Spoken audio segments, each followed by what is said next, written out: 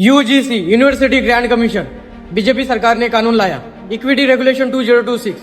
तो बीजेपी को सपोर्ट करने वाले लोग ही बीजेपी और मोदी के खिलाफ सड़क पर उतरे। कहा है हिंदुओं को जाति में बांटने वाला कानून है। कुछ बीजेपी नेताओं ने विरोध किया, कुछ हिंदू संगठनों ने भी विरोध किया, पर विपक्षी दल इस पर शांत रहा।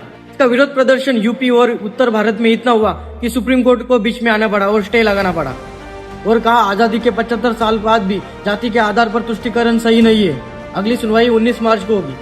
और माननीय सुप्रीम कोर्ट ने यूजीसी रेगुलेशंस पे रोक लगाई है। जो नए यूजीसी के नियम क्या है यूजीसी 2026 जो उच्च शिक्षण संस्थानों में जाति, धर्म और लिंग के आधार पर होने वाले भेदभाव को रोकने का काम करता है।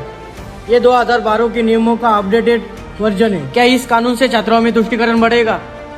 ये कानून संविधान के आर्टिकल 14 का भी उल्लंघन करता है।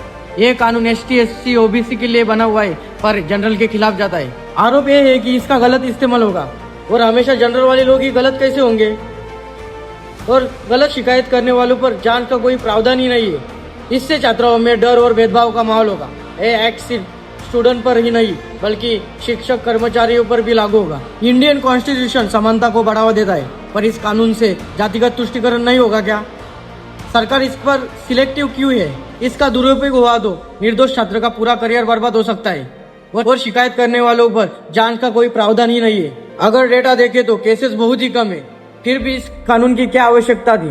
जो हायर एजुकेशनल इंस्टीट्यूट्स हैं उसमें करीब 3,500 कंप्लेंट्स आई हैं और उन 3,500 कंप्लेंट्स में से करीब 50 कंप्लेंट छोड़ के बाकी सारी कंप्लेंट्स को रिजॉल्व किया जा चुका